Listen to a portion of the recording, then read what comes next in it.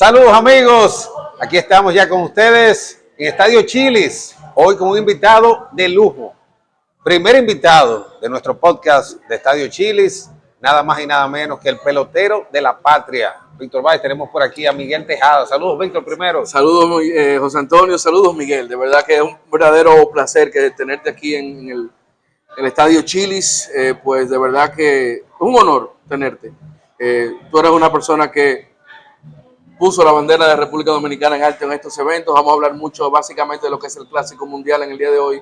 Yo creo que no hay mejor persona para hablar de eso que tú. Para mí es un placer, como siempre, poder estar aquí con ustedes. Gracias por invitarme.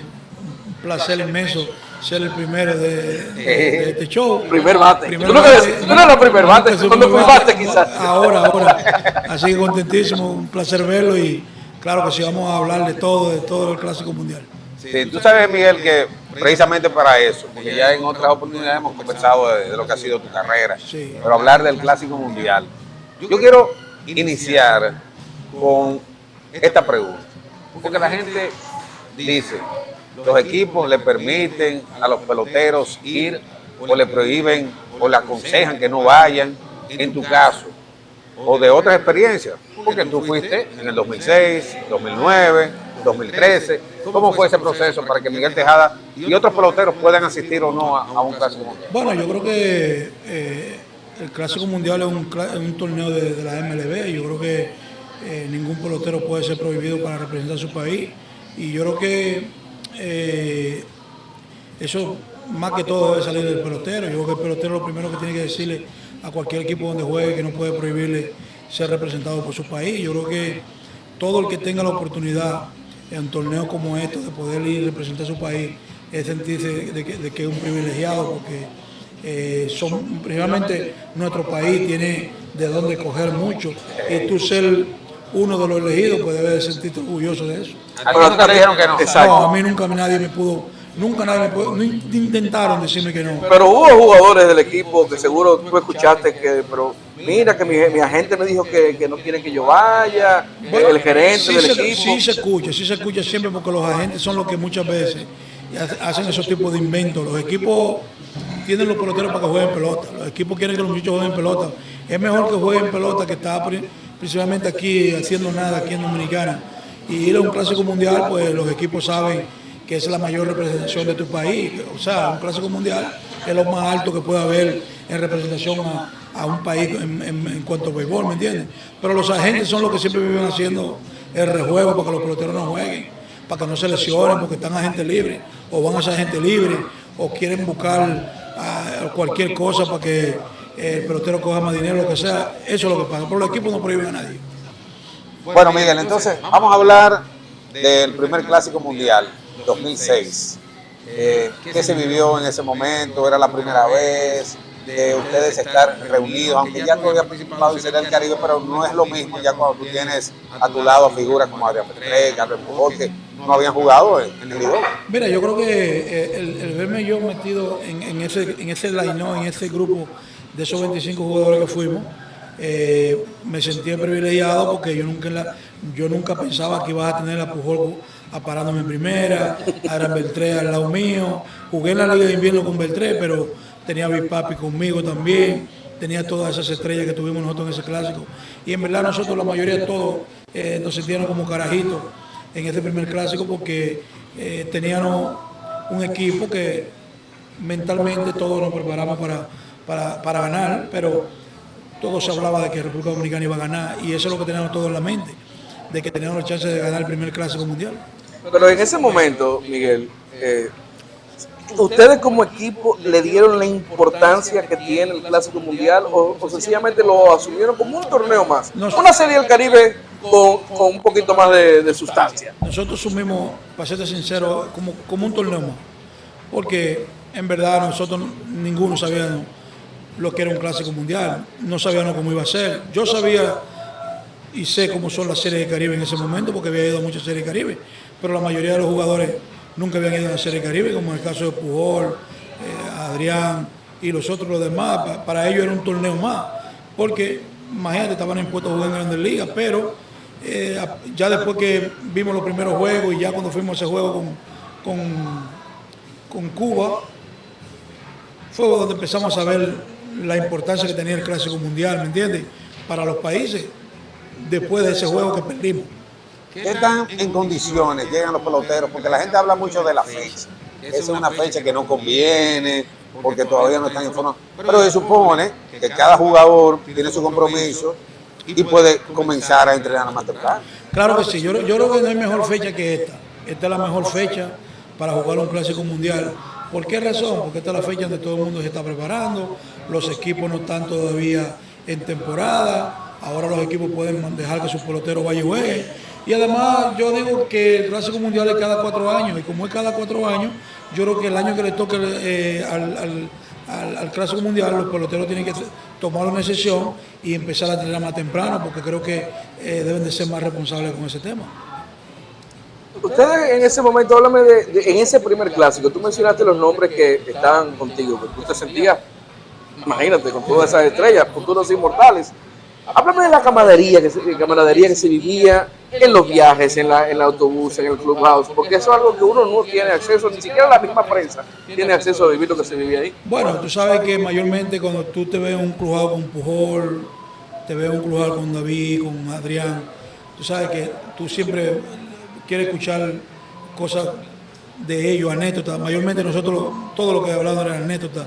Por ejemplo, Pujol nunca había jugado en un mismo equipo conmigo.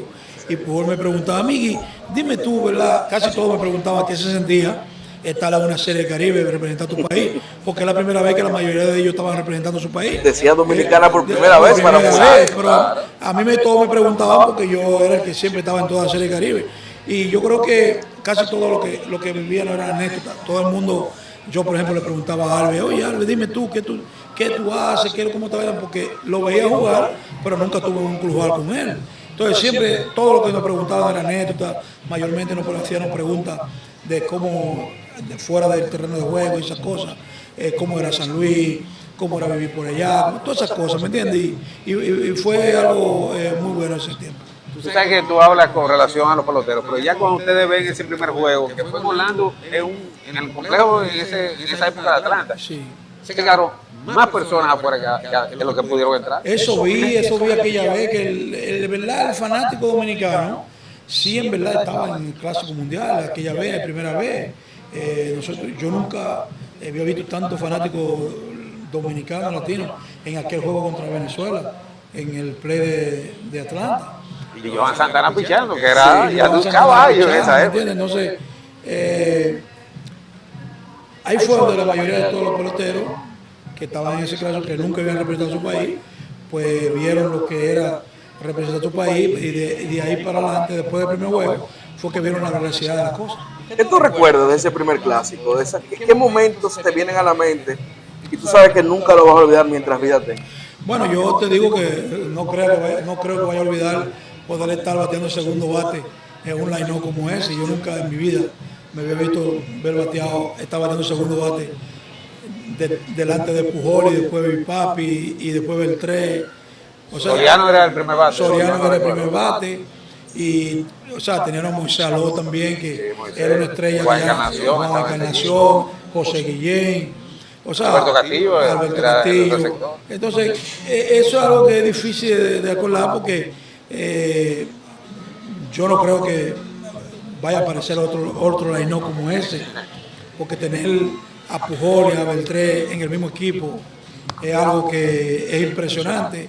Además también recuerdo también que no se me olvidaba aquel último juego contra Cuba, que yo digo que nosotros como equipo yo creo que nos confiamos un poquito y creo que por eso los clásicos de República Dominicana han venido de menor a mayor por razones de que esa confianza que tuvimos en esos primeros clásicos, pues hemos estado rebasando en los últimos clásicos. Sí, le ganamos a Cuba en Puerto Rico, exacto. Un palo famoso ahí de David que yo me le decía a Víctor y a mucha gente que no ha caído todavía. Sí. Pero después entonces, ¿qué era lo que estaba tirando? Pero el lazo porque amarró. Eso fue una cosa increíble, nos amarrado. Tú sabes que nosotros tenemos un equipo de peloteros con unos bates muy potentes.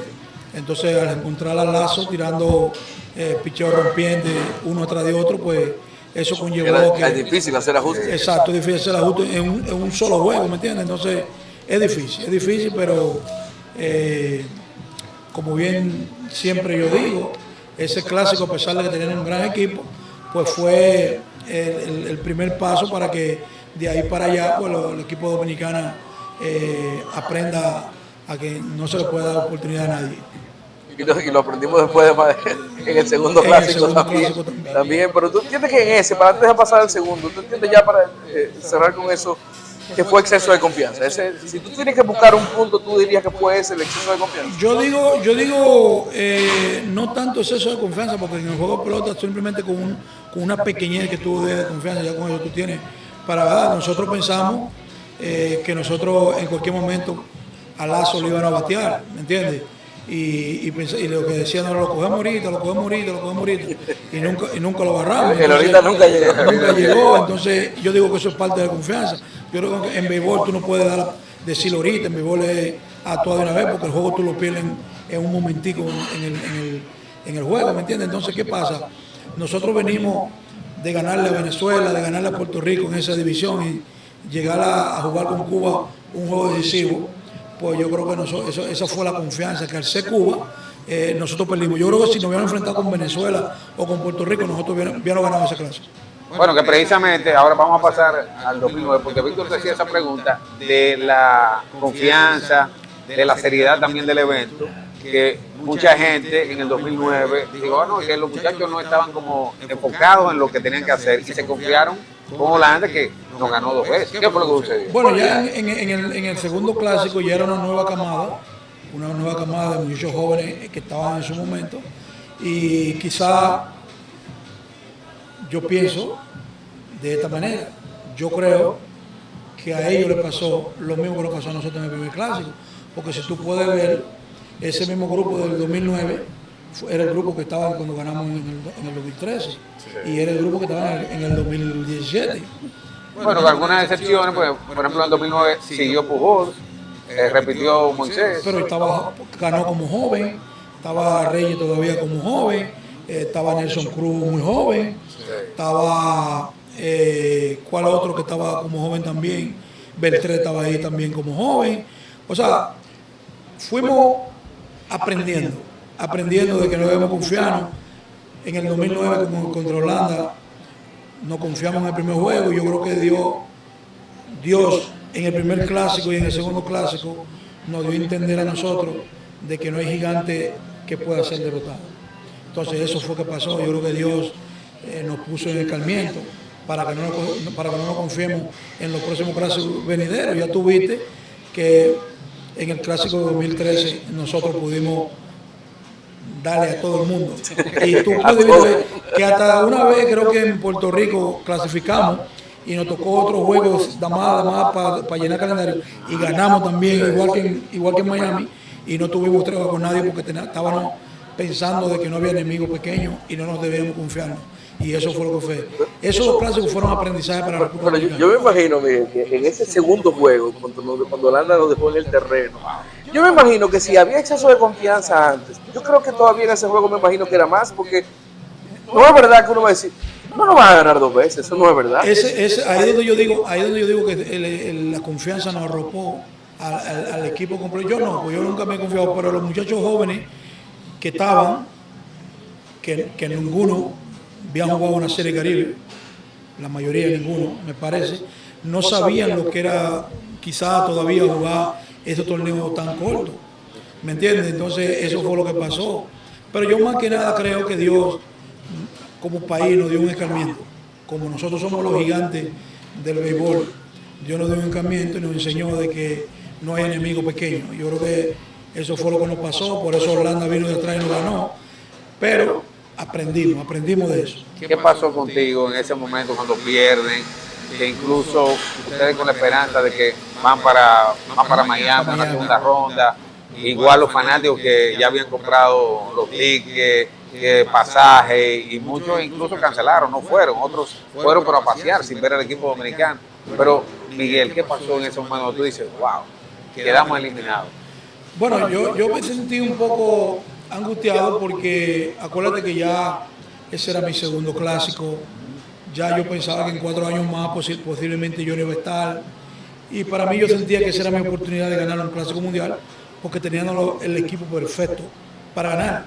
Entonces yo me regresé a los campos de entrenamiento un poco dolido, porque yo digo, wow, yo di el máximo para que mi equipo ganara, pero no pudimos lograr ese pase que fue ese juego contra Holanda, porque si tú puedes ver, nosotros contra los otros equipos, Puerto Rico y Venezuela, jugamos muy bien. El problema fue Holanda, pero yo digo que ahí tuvo la mano de Dios. Y el Clubhouse después del juego.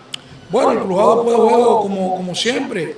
Que era Felipe el manager. Era Felipe el Estaba manager. Pedro ¿me Martínez entiendes? también. Estaba Pedro. Yo creo que después del juego la mayoría de nosotros no lo creía, ¿no? Sabíamos la funda que nos iban a dar a todos. No, que ya le estaban dando funda porque recuerda que estaba lo del famoso Viene viaje el a Boca famoso Chica. viaje a Boca Chica. Tú no estabas en ese viaje. No, yo no estaba en ese viaje. Pues ya yo era un veterano. Pero fue real, no tiene que decir nombre, pero el viaje se dio. fue real, Sí, fue fue real. real, ¿sabes? Yo no hice ese viaje porque mi esposa estaba allá en Puerto Rico. Además, yo soy un veterano, yo no puedo estar haciendo ese tipo de cosas. Eso fue malo jovencito, muy bien ustedes lo dicen, que por exceso de confianza se creyeron que haciendo esas cosas podían ganar el Clásico Mundial. Y ahí está, Dios nos dio el fundazo. Bueno, llega Reddy. Llegó el momento que yo estaba esperando. ¿Cómo que tú dices? Hay una interrupción ahora mismo Sí, porque hay una interrupción tenemos que en el disfrutar. podcast, sí. Y además le dijimos a Miguel para que disfrute aquí de todas las entradas que tienen en Chile. Mira los hamburguitos, el pollito, esas bolitas de queso son deliciosas. Así que vamos a hacer un stop en la grabación para entonces darle duro a eso. Pausa. Bueno, llegamos entonces al momento esperado, pues ya hay que soltar rápido eso del 2009, 2013.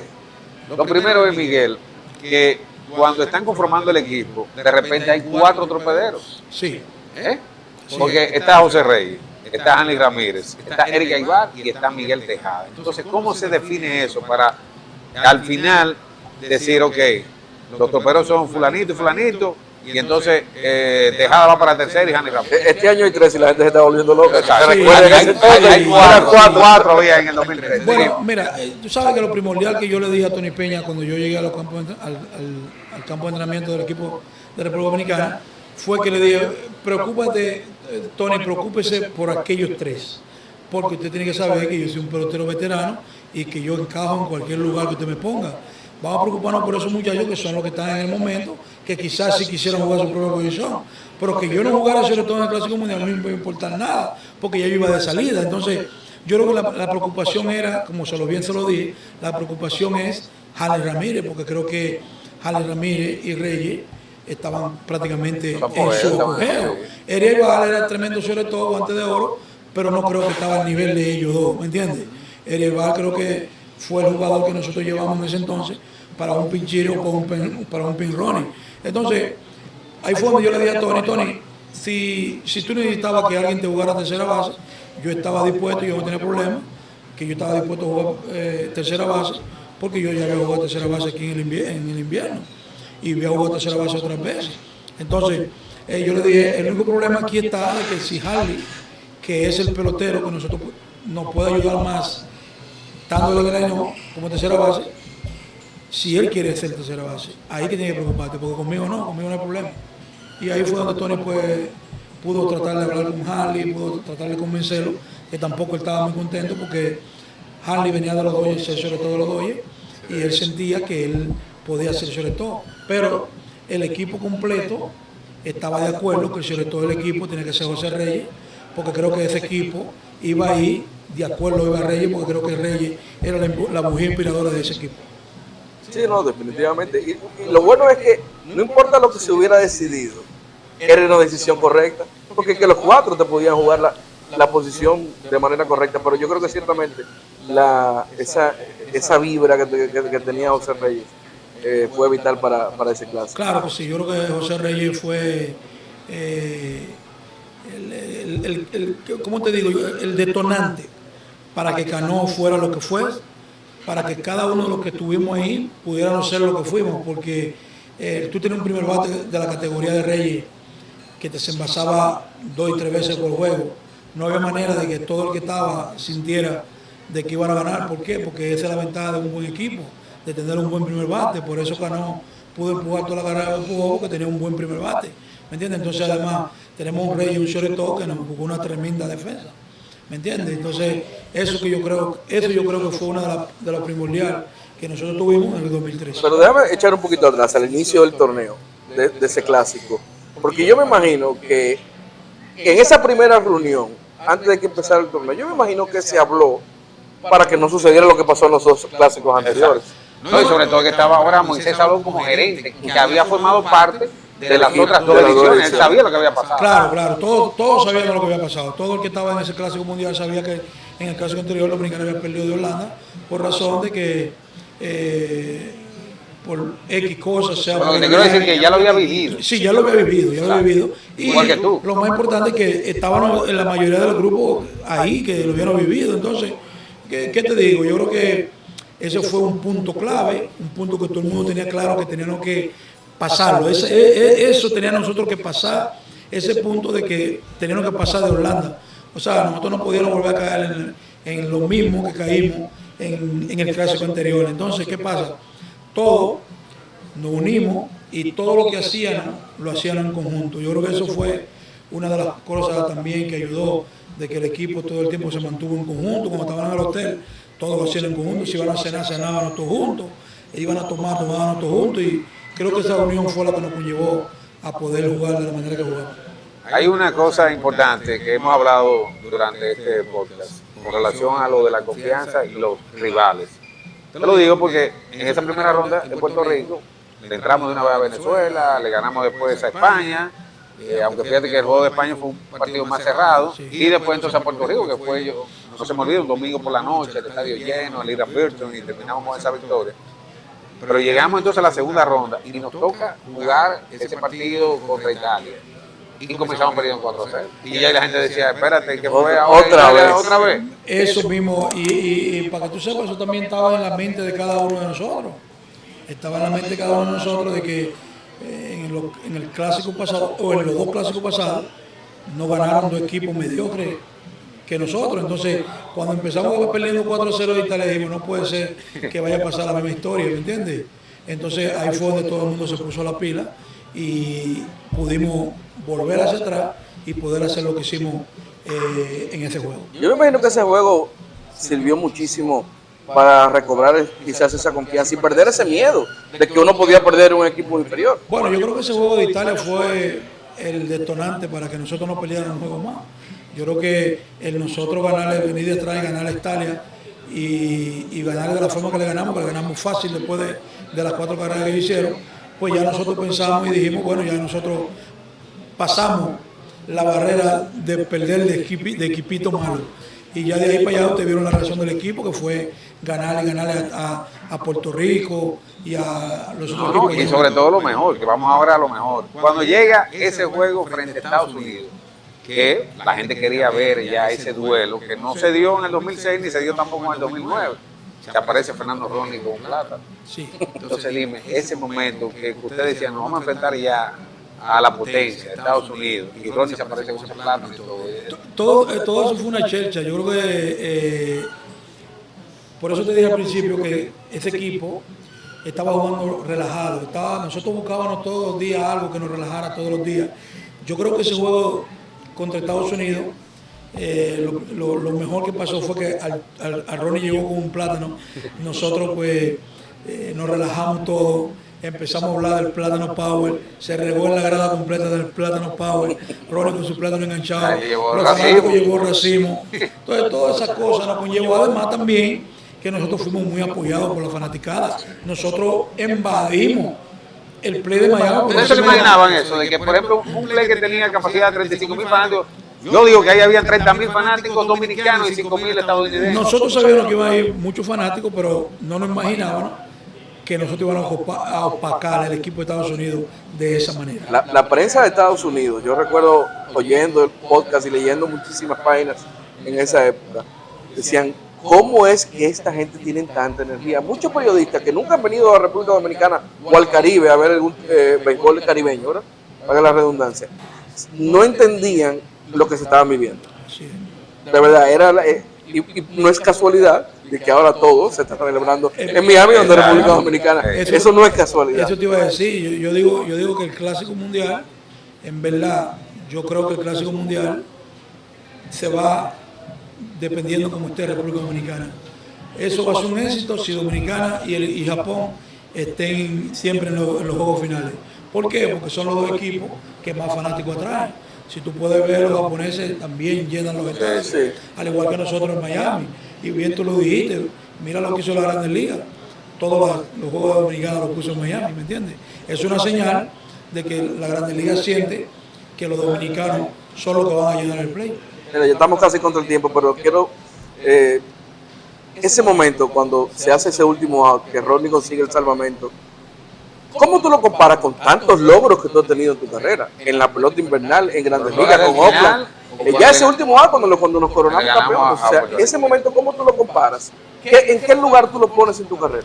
Bueno, yo creo que ese lugar yo lo pongo de número 1 por razón de que tú sabes que ya yo iba saliendo. Ya era mi último, ¿cómo se dice? Mi último cartucho, tratando como un jugador en un Clásico Mundial. Entonces, ¿qué pasa?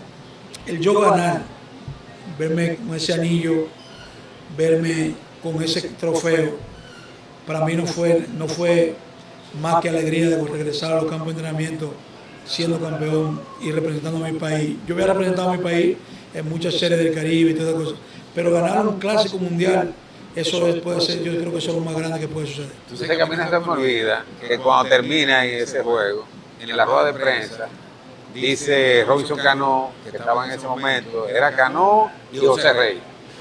Y dice Cano y que, o fue Rey, uno de los dos, dice, wow, y ahora tener que volver a los entrenamientos, eso es que están aburridos esos entrenamientos, y con esta hermandad que tenemos en este Clásico Mundial. Así mismo, y todos pedimos, tenemos una hermandad tan grande que todos pedimos que si nos dieran la oportunidad de venir al país, para que sepa todo el mundo que los peloteros le pedimos a la MLB que nos diera la oportunidad de venir en un avión, celebrar y irnos otra vez para atrás. Que debieron haberlo hecho, porque después se hizo ya en la temporada y eso se apagó. No es lo mismo, No es lo mismo, en ese momento de caliente. Ven acá, Miguel, el año pasado recuerdo que hubo, hasta en los periódicos salió como que tú eras un candidato para dirigir el equipo. ¿Te hizo algún acercamiento en algún momento? No, simplemente varios periodistas y varias gente pensaban que yo por mi trayectoria, por lo que he logrado en el béisbol, podía tener chance de ser manager, pero ellos sintieron que Rodney Linares era la opción. Yo creo que ha sido una tremenda opción, porque Rodney Linares tiene la experiencia, creo que tiene los méritos suficientes para que esos muchachos vayan y lo respeten. Para mí, yo pensaba que iba a volver a ser Tony Peña, porque Tony Peña tiene una gran trayectoria, además no le ha ido mal en los Clásicos Mundiales.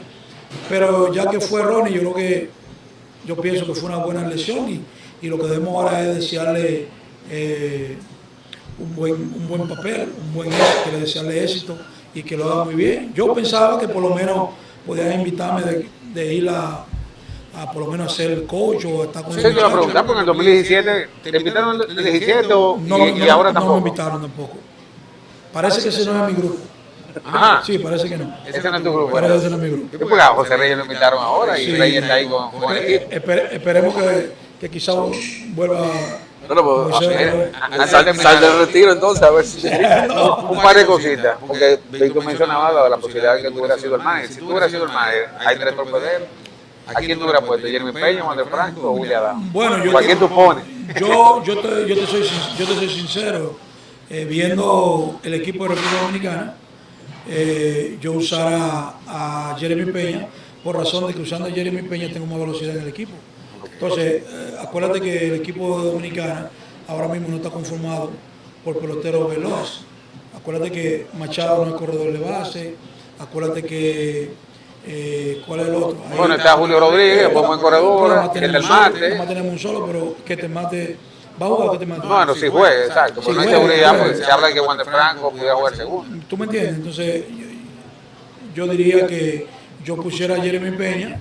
Además, Jeremy Peña viene de una excelente temporada, que creo que es el que más cerca debe de estar, está más ready, porque fue el último que terminó. Entonces, yo creo que yo empezaría con él. Nos mandan los mensajes a los muchachos.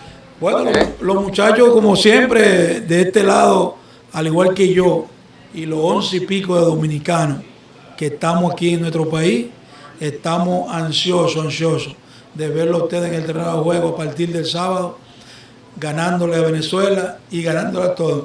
No hay tregua atrás para ningún equipo, no se confíen. No se confíen, son 8 juegos que tienen que ganar nada más y métanle mano a esos 8 juegos. Así que yo les deseo. Son 7, uno menos. Ahora más fácil. Ahora son 7, así que suerte a todos. Espero que todos se mantengan en salud y aquí lo esperaremos con los brazos abiertos. Miguel, y esto se pone bueno porque ahora viene una picaderita. Estamos en el Estadio Chile, donde queremos que la gente venga a disfrutar el Clásico Mundial. Aquí vamos a tener un ambiente. Yo quiero que tú vengas, que invita a tu gente de Baní también. Que vengan para acá, puedes venir con tu familia, con tus hijos. El sábado de una vez, juego contra Venezuela. Mira lo chulo que está ese afuera. Pues yo me atrevo a venir el sábado, sí. No, claro. Sí, para que venga a disfrutar del ambiente que vamos a tener aquí, la buena comida, que vamos a disfrutar ahora la comida. Pues perfecto. También todo eso. Perfecto. Yo te voy a escribir, yo vengo el sábado para venir. Por Dios. Ya, Gracias, amado. hermano. Perfecto. Gracias, Miguel. No, siempre la orden, hermano. Señores, seguimos, Estadio Chile. Gracias.